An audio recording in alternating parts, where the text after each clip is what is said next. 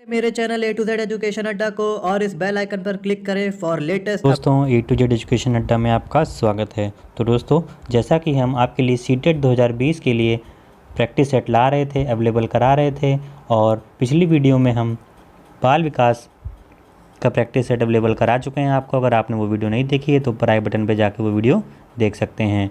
और आज की इस वीडियो में हम आपके लिए पर्यावरण से संबंधित एक प्रैक्टिस सेट लेकर आए हैं जो कि सीटेट 2020 के लिए काफ़ी इंपॉर्टेंट है। तो दोस्तों, चलिए शुरू करते हैं अपनी आज की वीडियो। हमारा आज का पहला प्रश्न है, दत्तकार के संबंध में निम्नलिखित में से कौन सा कथन सही है। तो दोस्तों, पहला हमारा ऑप्शन है, दत्तकार अभिभावकों, भाइयों या बहनों द्वारा अपनी क्षमता के अनुसार किया जा सकता है। दूसरा ऑप्शन है, प्रतिदिन विविधता और अभ्यास कराने के लिए कक्षा कार्य और फिर गृह कार्य के रूप में दत्तकार देने की आवश्यकता है। तीसरा ऑप्शन है, दत्तकार आकलन का एकमात्र तरीका है। और चौथा ऑप्शन है हमारा, दत्तकार बच्चों को सूचना खोजने, अपने विचारों का निर्माण करने और उन्हें उच्चारित करने का अवसर प्रदान करता है। तो दोस्तों, जो मैं इसमें जो चौथा ऑप्शन है वो बिल्कुल सही हो जाएगा कि दत्तकार जो है बच्चों को सूचना खोजने, अपने विचारों का निर्माण करने और साथ ही साथ उन्हें उच्चारित करने का अवसर प्रदान करता है। चलिए दोस्तों, चलते अपने अगला प्रश्न। दोस्तों, हमारा पर्यावरण अध्ययन की कक्षा में सरल प्रयोग और निर्देशन किए जा सकते हैं। कक्षा में अनुशासन को सुनिश्चित करने हेतु बच्चों को नियंत्रित करने के लिए, बच्चों को स्वयं सीखने के योग्य बनाने और अवलोकन कौशलों को पैना करने के लिए, उच्च कक्षाओं में क्या किया जाता है उसका अनुकरण करने के लिए, या हमारा चौथा ऑप्शन, बच्चों द्वारा पूछे गए प्रश्नों पर आधारित विचारों पर चर्चा करने, अवलोकन को दर्ज करने या उनका विश्लेषण करने के लिए। तो दोस्तों, जो हमारा चौथा ऑप्शन है वो बिल्कुल सही हो जाएगा। बच्चों द्वारा पूछे गए प्रश्नों पर आधारित विचारों पर चर्चा करने, अवलोकन को दर्ज करने तथा उनका विश्लेषण करने के लिए, ये हमारा बिल्कुल राइट आंसर हो जाएगा। अगला प्रश्न दोस्तों हमारा, दुर्गा एक गांव में रहती है और लकड़ी या गोबर के उपले का ईंधन इस्तेमाल करते हुए चूल्हे पर खाना पकाती है। पिछले 3 महीनों से उसे तेज खांसी आ रही है। इसका कारण हो सकता है, पहला ऑप्शन, उसकी झोपड़ी के अंदर और बाहर प्रदूषण तथा वृद्धावस्था। दूसरा ऑप्शन, ईंधन के जलने से उत्पादित कार्बन मोनोऑक्साइड जो उसके श्वसन नली में जमा हो गई है। तीसरा ऑप्शन, जलते हुए ईंधन से उत्पादित काला धुआं जो उसके श्वसन नली में जम गया हो। और चौथा ऑप्शन, जलते हुए ईंधन के धुएं से उसे एलर्जी हो गई हो। तो दोस्तों, जैसा कि आप सब जानते हैं कि गोबर या कोई भी हम चीज़ जलाते हैं तो उससे काला धुआं निकलता है जो कि कार्बन मोनोऑक्साइड होता है और जो हमारे लिए काफ़ी हानिकारक होता है। तो जो हमारा तीसरा ऑप्शन है, जलते हुए ईंधन से उत्पादित काला धुआं जो उसके श्वसन नली में जम गया हो, और जो हमारा दूसरा ऑप्शन है, ये भी दोनों एक तरह से देखा जाए दोनों ही ऑप्शन सही होंगे, क्योंकि जब भी हम गोबर या उसके उपले जलाएंगे तो उससे काला धुआं निकलता है जिसके अंदर कार्बन मोनोऑक्साइड होता है। तो अगर ऐसे देखें तो कार्बन मोनोऑक्साइड भी सही हो जाएगा और सिर्फ काला धुआं भी सही हो जाएगा। तो हमारे जो दोनों ऑप्शन हैं ये दोनों ऑप्शन ही सही होंगे। अगला प्रश्न दोस्तों हमारा, एक विद्यालय ने राजस्थान के लिए कक्षा 5 के बच्चों के शैक्षिक भ्रमण की योजना बनाई। भ्रमण के दौरान बच्चों से आपकी क्या अपेक्षाएं रहेंगी। पहला ऑप्शन है, चीज़ों के बारे में बिना कोई प्रश्न पूछे सभी का अवलोकन करना चाहिए। गलत, ये बिल्कुल गलत होगा दोस्तों। अगला ऑप्शन है हमारा, उन्हें आनंद उठाना चाहिए। ये भी गलत होगा। तीसरा ऑप्शन है, उन्हें ध्यान से अवलोकन करना चाहिए, टिप्पणी दर्ज कराना चाहिए और बाकी बच्चों द्वारा शिक्षकों के साथ अपना अवलोकन को बांटना चाहिए। और चौथा ऑप्शन है, यदि उनका कोई प्रश्न हो तो उन्हें दर्ज कर लेना चाहिए और घर पहुंचने के बाद अभिभावकों से पूछना चाहिए। ये भी गलत होगा दोस्तों। जो हमारा जो तीसरा ऑप्शन है वो बिल्कुल सही हो जाएगा कि उन्हें ध्यान से अवलोकन करना चाहिए, टिप्पणियां दर्ज करनी चाहिए और बाकी बच्चों तथा शिक्षकों के साथ अपना अवलोकन को बांटना चाहिए। ये हमारा बिल्कुल राइट आंसर हो जाएगा तीसरा। अगला प्रश्न दोस्तों हमारा, रानी अपने घर का कूड़ा नीचे दर्शाए गए तरीकों से 2 ढेरियों में अलग करती है।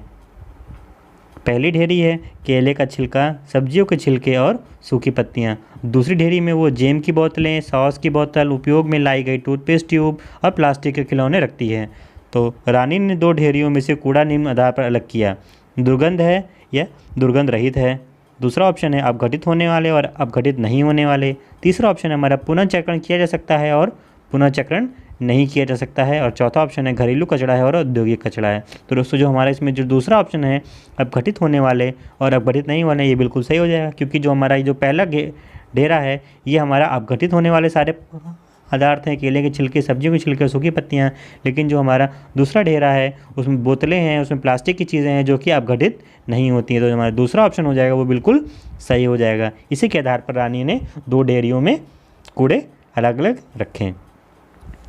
चलते हैं दोस्तों अपने अगले प्रश्न की तरफ। अगला प्रश्न दोस्तों हमारा, दोपहर के भोजन अवकाश के बाद पर्यावरण अध्ययन पढ़ाते समय आप यह पाते हैं कि बच्चे पाठ में रुचि नहीं ले रहे हैं, आप क्या करेंगे? बच्चों से कहेंगे कि वह डेस्क पर सिर रखकर आराम करें, पाठ को रोचक बनाने के लिए बहुआयामी बुद्धि पर आधारित दृश्य श्रव्य सामग्री का प्रयोग करेंगे, तीसरा ऑप्शन प्रकरण को तुरंत बदल देंगे, ये चौथा ऑप्शन बच्चों को बाहर मैदान में खेलने के लिए ले जाएंगे। तो दोस्तों अगर जो बच्चे पाठ में रुचि नहीं ले रहे हैं तो हम पाठ को रोचक बनाने के लिए बहुआयामी बुद्धि पर आधारित दृश्य श्रव्य सामग्री का प्रयोग करेंगे, जिससे कि बच्चों की रुचि बनी रहे और वो उसमें रुचि लेने लगे। तो हमारा जो दूसरा ऑप्शन है वो बिल्कुल सही हो जाएगा। अगला प्रश्न दोस्तों हमारा,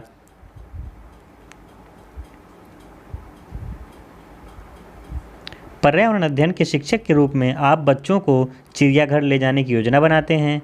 आप बच्चों को निम्नलिखित में से कौन सी गतिविधियां करने की अनुमति नहीं देंगे? चिड़ियाघर के विभिन्न जानवरों कैसा भोजन खाते हैं ये पता लगाना, या बच्चों में चिड़ियाघर में जिन जानवरों को वे देखेंगे उनकी फ़ोटो एकत्रित करना, या चिड़ियाघर में उन्हें जो देखा उसका चित्र बनाने के लिए उनकी ड्राइंग कॉपी को साथ में ले जाना, या चौथा ऑप्शन है चिड़ियाघर के जानवरों के लिए बहुत सारी खाने की सामग्री ले जाना। तो दोस्तों अगर हम बच्चों को चिड़ियाघर घुमाने ले जा रहे हैं तो उनको हम ये बिल्कुल भी नहीं करने देंगे कि वो चिड़ियाघर जानवरों के लिए बहुत सारा खाने की सामग्री ले जाएं। हम ये गतिविधि करने से उनको रोकेंगे। तो हमारे चौथा ऑप्शन है वो बिल्कुल सही हो जाएगा। चलते हैं दोस्तों अपने अगले प्रश्न की तरफ।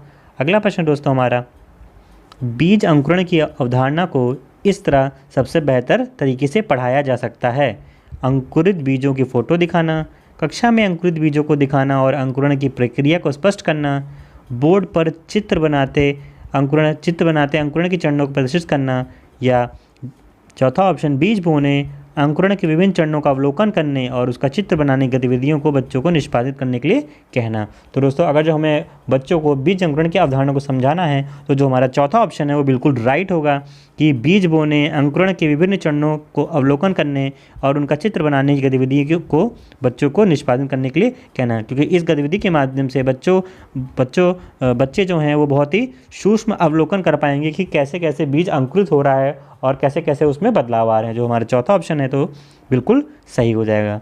अगला प्रश्न दोस्तों हमारा, मीरा और दिव्या छोटी लड़कियां हैं। मीरा समोसे, कटलेट और डबल रोटी खाना पसंद करती है, जबकि दिव्या ऐसा भोजन पसंद करती है जिनमें लौह तत्व की कमी है। तो मीरा और दिव्या को निम्नलिखित में से बीमारी क्रमशः कौन कौन सी होंगी? पहला ऑप्शन है स्कर्वी और एनीमिया, दूसरा ऑप्शन है एनीमिया और रतौंधी, तीसरा ऑप्शन दोस्तों हमारा मोटापा और एनीमिया, चौथा ऑप्शन है मोटापा और स्कर्वी। तो दोस्तों आप सब जैसे जानते हैं कि लौह की कमी से एनीमिया होता है और समोसे, कटलेट और डबल रोटी खाने से मोटापा होगा। तो मीरा को मोटापा होगा की बीमारी होगी, और जो दिव्या है क्योंकि वो लौह तत्व की कमी ऐसा भोजन ले रही है जिनमें लौह तत्व की कमी है, जिससे उसे हीमोग्लोबिन की कमी हो जाएगी, और हीमोग्लोबिन की कमी से क्या होता है दोस्तों? एनीमिया होती है। तो हमारा तीसरा ऑप्शन जो है दोस्तों वो बिल्कुल सही हो जाएगा। चलते हैं दोस्तों अपने अगले प्रश्न की तरफ। अगला प्रश्न दोस्तों हमारा, नींबू साधारण पानी में डूब जाता है लेकिन नमकीन पानी में तैरता रहता है, क्योंकि नींबू का घनत्व नमकीन पानी से कम हो जाता है।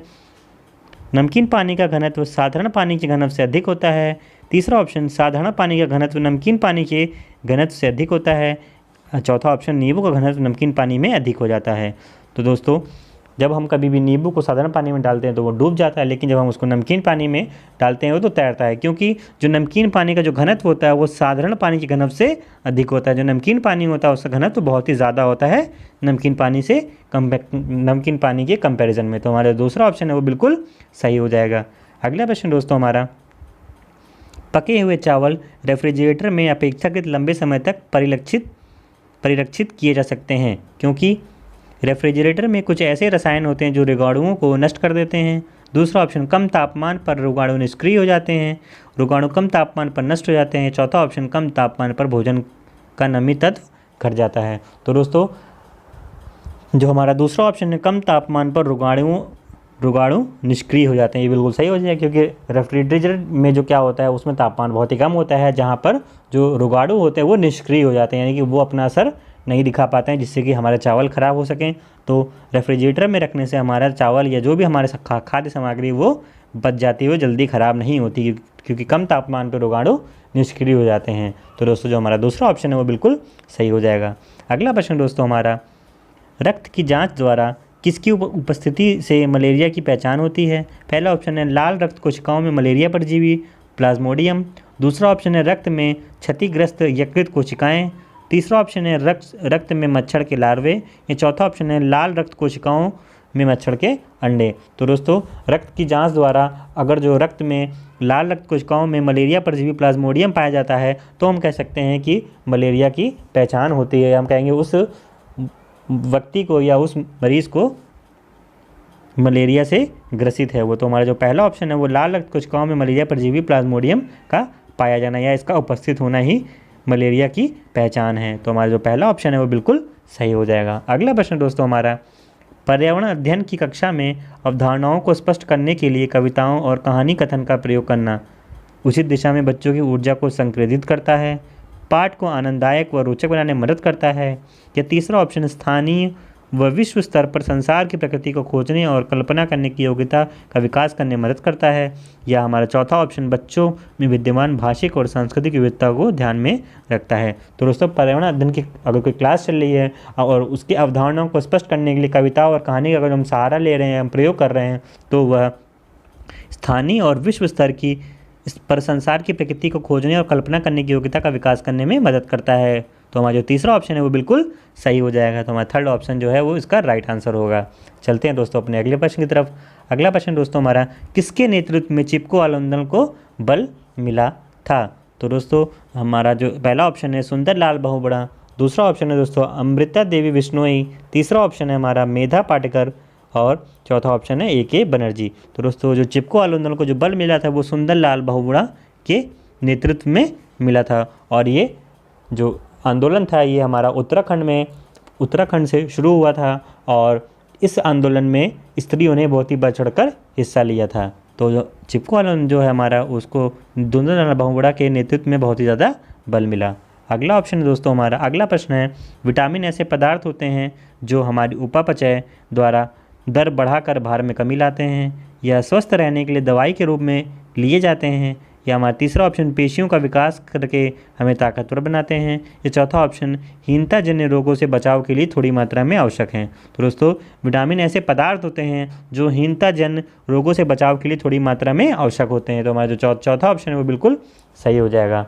अगला प्रश्न दोस्तों हमारा, ग्रामीण क्षेत्रों में गाय के गोबर से झोपड़ी की दीवारों और फर्श को लीपा जाता है, उन्हें कीटों को दूर रखने के लिए, चिकना और साफ बनाने के लिए, खुरदुरा बनाकर घर्षण बनाने के लिए, या फर्श को प्राकृतिक रंग देने के लिए। तो दोस्तों ग्रामीण क्षेत्रों में गाय के गोबर से झोपड़ी की दीवारों और फर्श को लीपा जाता है और फर्श को लीपा जाता है वो लीपा जाता है तो उन्हें ताकि उन्हें कीटों से दूर रखा जा सके।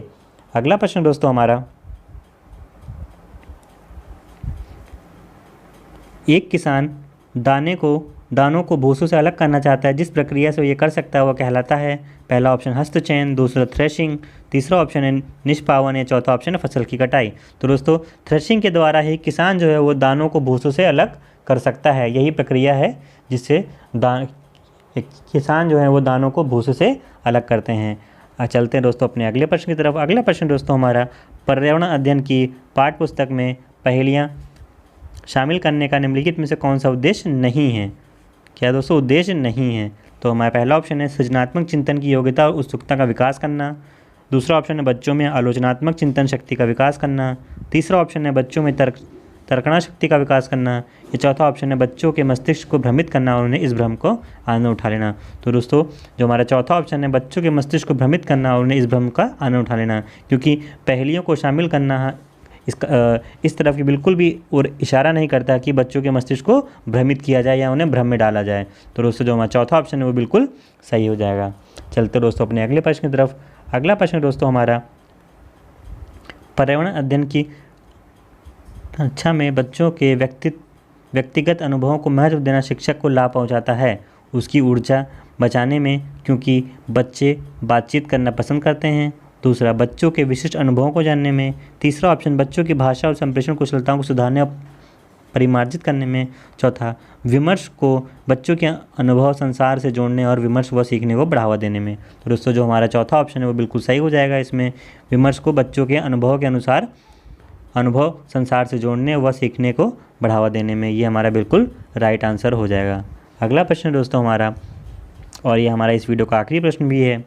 बच्चों को विभिन्न प्रकार के ईंधनों से परिचित कराने के लिए शिक्षक एक लघु फिल्म दिखाने के साथ खाना पकाने के लिए इस्तेमाल होने वाले संभावित ईंधनों के प्रकारों पर बच्चों के साथ चर्चा कर सकता है। दूसरा ऑप्शन, चार्ट पर ईंधनों के चित्र पर प्रदर्शित कर सकता है। तीसरा ऑप्शन, बच्चों से विभिन्न प्रकार के ईंधनों की सूची बनाने के लिए कह सकता है। ये चौथा ऑप्शन, कक्षा में कुछ ईंधनों के नमूने दिखा सकता है। तो दोस्तों बच्चों को विभिन्न प्रकार से ईंधनों से परिचित कराने के लिए हम एक लघु फिल्म दिखा सकते हैं और साथ ही साथ खाना पकाने के लिए इस्तेमाल होने वाले संभावित ईंधनों के प्रकारों पर बच्चों के साथ चर्चा कर सकते हैं। तो हमारा जो पहला ऑप्शन हो जाएगा वो बिल्कुल सही हो जाएगा। ये हमारा बिल्कुल सही आंसर होगा, पहला ऑप्शन। तो दोस्तों इसी के साथ हमारी आज की वीडियो समाप्त होती है। उम्मीद करते हैं आपको वीडियो पसंद आई हो। वीडियो पसंद आई हो तो दोस्तों लाइक ज़रूर कीजिएगा, और नए हो मेरे चैनल को सब्सक्राइब जरूर कीजिएगा, ताकि ऐसे ही वीडियोज़ को नोटिफिकेशन आपको मिलता रहे। और दोस्तों इस वीडियो को ज़्यादा से ज़्यादा शेयर करें ताकि और भी दोस्तों तक ये वीडियो पहुँच सके। तो दोस्तों थैंक्स फॉर वॉचिंग माई